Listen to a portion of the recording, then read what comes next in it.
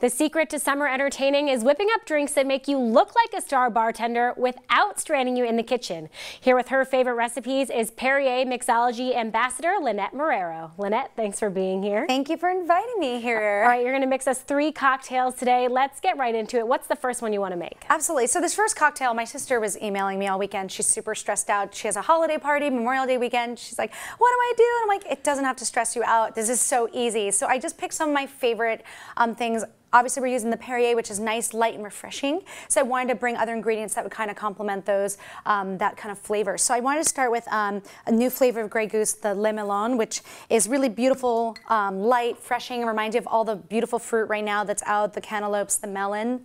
And this is our Charente Spritz. I'm just going to do 1.5 ounces of that in our little pitcher here. I'm going to make 2. You're making 2, right? We're going to enjoy, so I'm going to double that up and put 3 ounces. And then I'm going to add a little bit of what we call bartender's ketchup. It's the secret. I've hooked all of my sisters and my family on Saint Germain. It's elderflower season, and this is the fresh pressed ripe elderflowers. Yeah, I think I'm addicted to this stuff. It's so beautiful and really light, and what I like about it is you can add a really lovely sweetness and floral note without it being overly sweet. And I thought it really complemented the flavors in the melon because it had kind of like, to me, like a honeysuckle sort of a note. So I wanted to add just a 1/4 ounce of that into the glass. And then the next thing we need is our wine. So what do you want to pair with these 2 wonderful, like light, fresh? So I thought French rosé, something that's going to dry it out, but still keep it light and pretty and pink.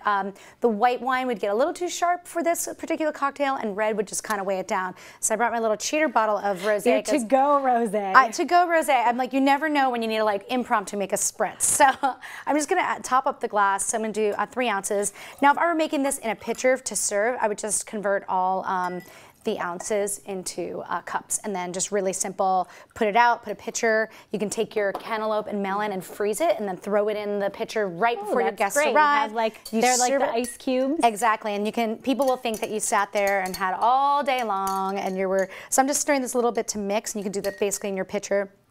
It doesn't really need to be shaken because we don't really have any citrus. We just kind of want to get all those flavors.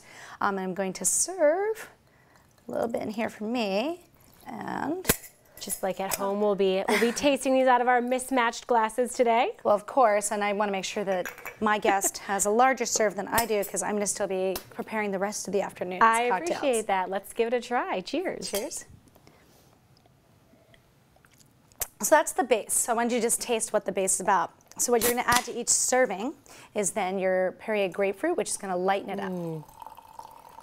And this is a great way to add wonderful, refreshing flavor without extra calories because there are large bubbles and you get this beautiful grapefruit. So that should add the extra twist for you. You're a woman after my own heart right now.